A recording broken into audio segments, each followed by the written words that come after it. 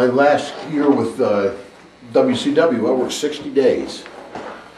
And I made more money than I did when I worked with Vince when I worked for 300 days.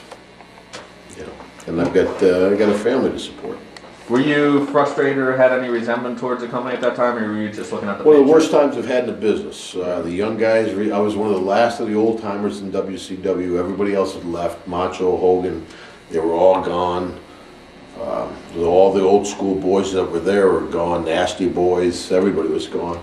It was very hard for me. You had guys like Ernest the Cat Miller, who really believed their own press and thought they were big stars, though they can't even get booked, a lot of them.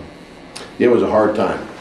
Did any of the younger guys like show you respect or try to learn the old school ways from you, or? No, not too much. No, not nearly as much as working on the independent circuit, where you got young boys that are very, very respectful and appreciate what you do. What you got happened in WCW, you had guys that were new to the business that were making big money and thought they would make big money forever, instead of realizing that Bischoff just kind of was, you know, like the kung fu deal or whatever they did. And now, of course, like I said, they're looking for work and they're selling their homes. Do you think any of those guys would have a chance in like the old Watts territory or anything like that? Jerry the Wall, somebody like that, might make it. Yeah, big, legitimate, tough boy. But Ernest the Cat Miller get chewed up. Dean Malenko wouldn't even be allowed in the building. What do you think of Dean Malenko outside the ring?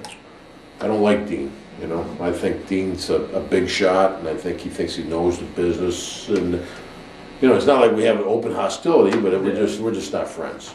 I got you. What do you think when they started having you mess up all the time and cost Team Canada the matches? What do you think? Like, did you like the angle or Didn't make no difference, brother. That's right before the ship went under. How long was I with Team Canada before the company went down? You know, I mean, a lot of folks say, "Well, about that Team Canada idea," I said, "Well, great idea. The company went under 6 months later. Not even that long, 4 months later. Not that that was a big deal, but it was part of it."